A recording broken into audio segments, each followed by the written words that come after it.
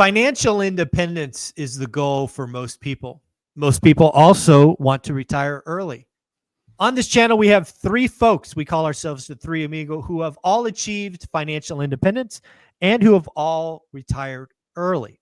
We thought we should do a video talking about our greatest fears in early retirement. Matt, you showed up first. That's the order we go in. Matt, talk about some of the fears, or at least one of the fears, and we'll go round robin with this thing. What are you thinking? Section 8 doesn't get abolished. Check out that last video. He's carrying baggage from the last video. Go check it out. Yeah, it was a great video. I love it when we disagree because it makes us better. So I'm sure you guys will make me better somehow with that Section 8 stuff. I think the interesting thing is it was kind of like just getting the kind of a new rhythm to my day, if that made sense. I think I have I have 3 things a week on my calendar. That's kind of it. Schedule's kind of light. So you're busy. Yeah, I'm out straight. I don't know what to do. People are like, well, what time works for you? I go, kind of any. Like, I'm flexible. So I don't know that I really actually have any fears. I think, if one of the things, so I found a way to lose almost $300,000 last year, not fake, not depreciation, literally lose 300 grand, but I really invested it in my properties. So when I acquired, 23 buildings in 19 months as a hold, but it wasn't my first 19 or 23 buildings. It was my most recent 23 buildings. Right. The idea was to transition the portfolio, create that much more of a wake of cash flow. But like very often the early investor hears, hey, you need to season this stuff. It needs to actually get seasoned, get familiar with it, kind of work through all the issues that any tenant or any property might have. Well, when you're doing multifamily every single month or sometimes 2, guess what happens? You get behind in that. Now, that was expected because you buy when you can buy, because I couldn't buy those same deals today, and certainly not at 4% fixed rate debt, 30-year. So the idea was you buy when you have to, and then you manage the asset. And so we've got some now, and we don't push people out. So because we're not pushing people out of the units, we're actually rehabbing them as they leave. Well, now we've owned some of those units for 4 years. So people are now saying, hey, yeah, it's time for me to move on. I agree. Get out. Because we don't want to crush them with this massive rent increase, and they're seeing what the market is. And they're like, I don't think I want to leave. I was like, well, now that you mention it, it's definitely got to go up. So I think that there's no real fear there, but it's a recognition of what you better be prepared for, and recognizing that, did life change for us? No, but I couldn't lose 300 grand a year forever. No. Yeah. Clearly, again, the 300K loss shows up on the tax statement. It's real money. It's not fake depreciation, non-cash, but really it is an investment that you will start reaping, if not this year, certainly next year.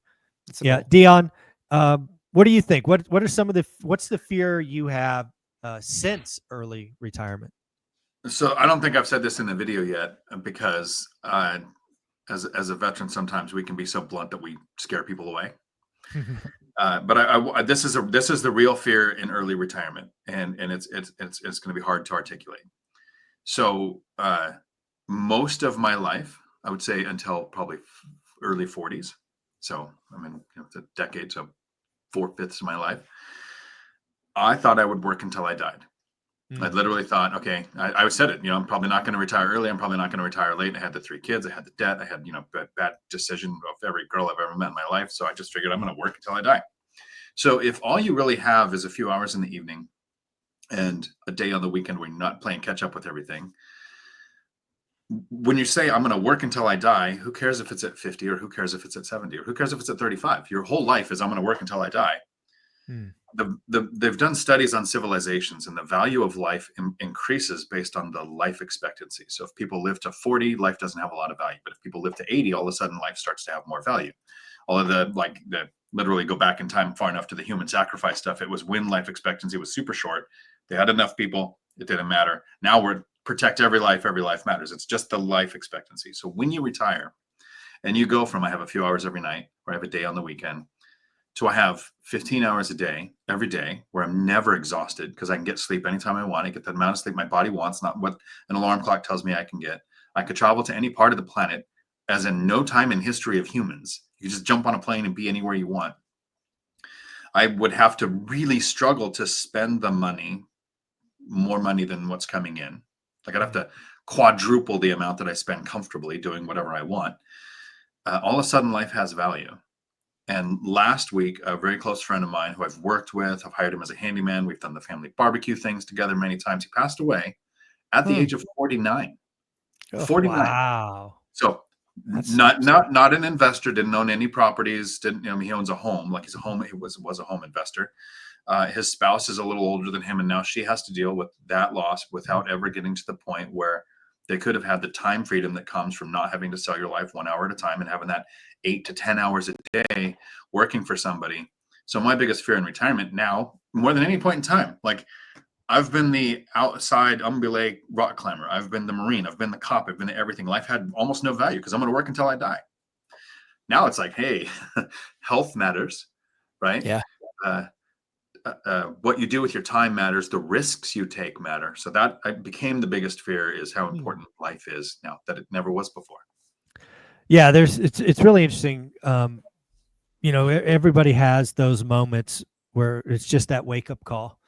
While you were gone, I had an interview with Dana, the CEO of Hemlane, and she lost her number 2. Yeah, and it was very quick and very sudden, right? Yeah. It was diagnosed like on a Monday and was gone on a Friday. It wasn't quite that quick, but it felt that close. quick. Yeah. Yeah. And it's just that wake up call. So I'm sorry that you lost your friend. It's a 49 years old. I mean, yeah, that's not good. So one of the things that I think about, my greatest fear post-retirement is just feeling relevant. Right. It's something in my DNA. It is just who I am. I have to feel like I'm contributing to society at some level. I could never be, Scrooge McDuck sitting on a pile of money and just making it all about me. That's not who I am. I'm trying to leave this place better than I found it. So that's the thing that I'm constantly thinking about is, am I choosing to spend a couple hours a day, 5 days a week doing the right thing, right? Is one rental at a time, the movement, the thing, is it the right thing, to kind of anchor on? Because I need that. I can't just be, almost invisible to the world and just kind of disappear, hopefully in several decades, without trying to make a difference. So I think about that a lot. I think about, I'm always asking myself, am I doing the right thing? Am I doing enough? So that's something I think about. Matt, other things? I mean, I get that as a dad of young kids, so I get to spend all my time with them. It's pretty awesome. We have a couple sitters and things like that. And so, Ash and I have tried to get into the groove of just making sure that we still do stuff with just us. And so, that's the biggest thing. But yeah, I mean, I think, I love the housing thing, and I love doing the affordable housing thing, and I love helping people and giving them a place that they can afford and something that they can be proud of because it's a nice place. There's certain people that are just like, yeah, it's just an apartment, I'm just stopping by. But there's other people where it's like, it's their home. So, we like doing that. We don't look at maintenance requests and be like, you want to make the place nicer? What the hell? But there is some where it's just like, well, listen, like I just did the roof. I just painted the entire house. I understand that you want a garden now too, but you're you're on a program and I'm not. I have to pay for everything. So I think the idea behind it is, like you said, leaving the place better than what it was when you found it, making a difference, but that happens by actions, not by just words. What are you doing on a daily to make it better? And more importantly is, for me is, how am I raising my kids to do the right thing? Mike, I'm not sure if you know this, but you might have a couple of right leaning conservatives on your show. I'm not sure if you might. I just might. Yeah. And so for me, it's it really is about making sure. So often people worry, and they're ones with kids in the house. They worry about how they can impact the world outside. I have an idea. Raise your kids and make them not be shitheads. Let's do that. Let's raise really good kids, because that's going to be the legacy. That's going to be the legacy that I leave behind. It's going to be my 4 kids. And were they contributors to society? Did they make a difference? Were they there that they could help other people? You know, did they give out of their excess, not because they were told to, but because they chose to? And being good stewards of what we're blessed with. So yeah, from our perspective, there really isn't anything that I fear. It's more just recognizing what opportunity you have and making sure that you make the most of that opportunity. Dion? I have a concern that's very similar to yours, Mike. So yours is you said you want it to be relevant, you want to have impact. My concern is, and I was trying to find an analogy, and I just came up blank. But so I'll just use a blank one. If you found out something that was amazing, that was better than you can imagine, and other people could also do it, you would feel kind of obligated to tell people, "Hey, come see this amazing thing that I've found that can make your life better." So my concern in early retirement is that I don't have the skill set to grow a big enough YouTube channel, social media presence, or to present articulately enough to get in front of a group like at, the One Rental at a Time event in February, and speak clearly enough to say, hey, you don't have to work your entire life. You don't have to sell your life 1 hour at a time. You don't have to not get enough time with your parents or your kids or your spouse.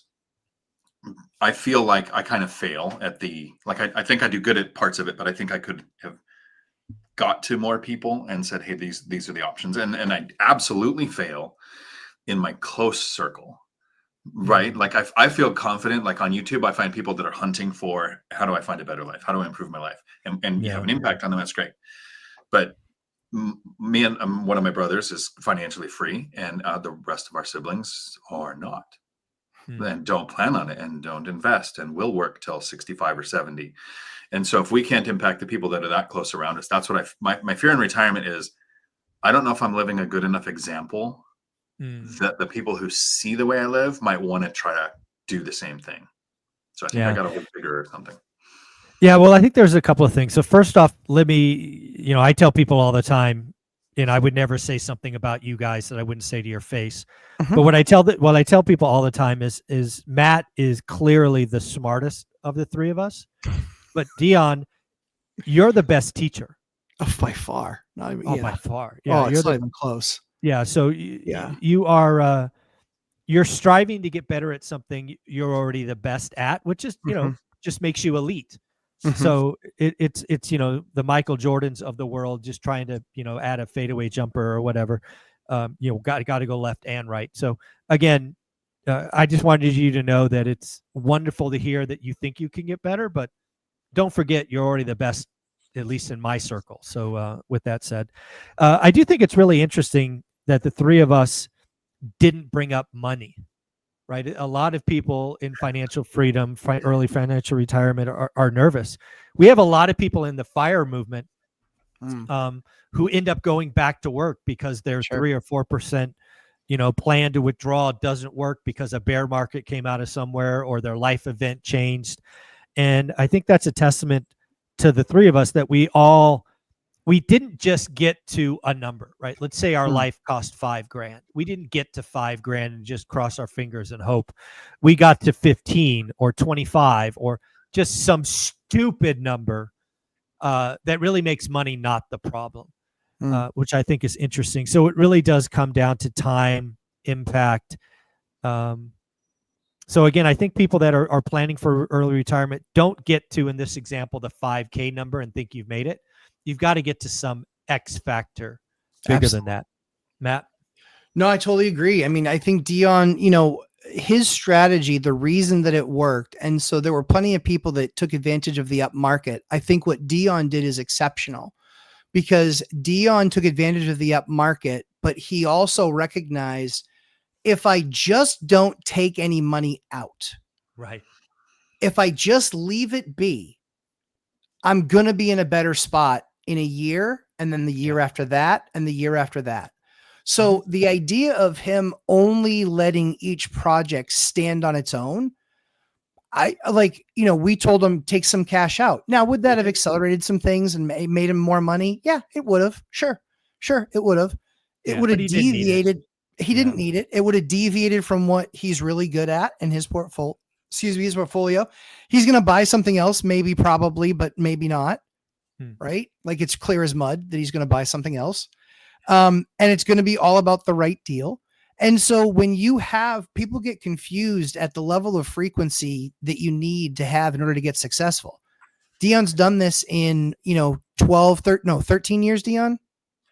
First closed in 2013, retired in 2022. Yeah. So owning rentals as investment properties, 9 years. Yeah. And retired, but he couldn't dictate the market in which he was investing. All he could do was take what the defense gave him. Yep. And what the defense gave him was great appreciation in rents, but there's going to be plenty of people that did the opposite of what Dion did and kept on doubling down and doubling down and doubling down. And they're 4 times his size, and they're going to lose everything because the market's going to shift downward. Rents may go down. More importantly, maybe rents don't go down, but all your expenses continue to explode and go up. Like, it doesn't have to mean rents go down. It's how do they correlate to expenses going up? I have people that literally told me, I had someone tell me, hey, listen, I was just looking at it and my power went from 9 cents a kilowatt hour to 23 cents a kilowatt hour. And that's over a 3-year period. And she's like, I mean, it's not triple, but it's pretty damn close. And I'm sure in the next year or so we'll be to triple. And she's like, I didn't account for a $250 electric bill every month. She's like, so my house is less comfortable. So I think that, the way that Dion did it by making sure that he says, I'm going to be ultra conservative from this perspective. I'm not going to take out debt. I'm not going to further lever. When I get a mortgage, I'm going to get it and I'm just going to pay it down over time. He's the kind of guy, his strategy is what's going to keep him safe and other people like him safe in what we're about to see occur over the next couple of years, I believe. Oh, I love it. Dion, kind of closing thoughts and wrap us up. So make a quick lesson out of it, right? So first I'll use the sports ball reference that you almost did. When you don't have enough, money's the only thing. And once you have enough, it's just a thing. Mm-hmm. So if you talk to somebody who hasn't retired yet, and they're thinking of retiring kind of the way we did, buy and hold real estate, retire on cash flow, more to it than that, but that's the simplest form. People will say, well, if I retire, and what if the money doesn't work? So you pointed out, we didn't talk about money. So we didn't get to what we needed. I spent about $4,000. I didn't retire till it was well above 4 times that, right? So similar in your case is your multiples of what you would need to exist, the lifestyle you want to live. Then people say, well, I don't want to invest with rentals because what about tenant turnover? You have to deal with tenants, toilets, and termites. So you put systems in place. I specifically put a system of buying rentals that limit tenant turnover. Fenced yard, side by side, washer dryer hookups, good neighborhood, specifically not good school districts. Like I have this list of this is what helps make it easier to manage, even in retirement. And then people will say, well, what if I get sued if I retire? And you go, okay, well, you mitigate that. We have insurance on each property. We have an umbrella policy. We have banks in first position. I actually fix things and I'm proactive. And then people say, well, I'm 100 was up until last month. I was 100% in one asset class. Right? What if real estate tanks? What if prices? I got a message today. What if prices go down on real estate? Are you going to be worried? And I know, I'm going to buy more. Exactly. So I've diversified with my properties are at least 10 miles apart, close to economic drivers. So several sources of tenants. I don't have all Section 8 in case that program goes away. I don't have all military in case they downsize. I don't have all civilians in case there's a stock market crash or a prolonged event that makes them hard to pay. So I've got all of these risks that we didn't need to mention, because it's really hard to remember what it's like to not know something. And some of the things that we've done so that we can sleep like a baby in retirement, we don't have to think about because we planned those over the decade or 2 decades or 15 years or whatever it took to get to the point where you can make work optional. So, and if you want more babbling on answers to your questions, you can find me on YouTube on Tuesdays at 4 p.m. Pacific, where I do a live stream that lasts as long as the questions do. And Matt, where can they find you? Lumberjack Landlord, Thursday nights at 9 p.m. And to even kind of double down on what Dion was saying, I mean, he did it. He built it right. And it's not no risk, but it's low risk. And that's what we all strive for. We all strive for that low risk. And that only happens over time. It's not something that happens quickly. And there's no way to gin it up and manufacture it. If you're putting massive deals together and you're putting a massive amount of deals together, I promise, are doing things that are unnatural to the maturation of business. Yeah, there you go, folks. Again, we all have earned it. It's a process. I talk about getting wealthy as a decade. The first 5 years suck. Nothing changes. It's just a process, folks. Enjoy the journey. And we all wish you the best of luck. Guys, take care. Thank you so much. Thanks, Mike. Ciao.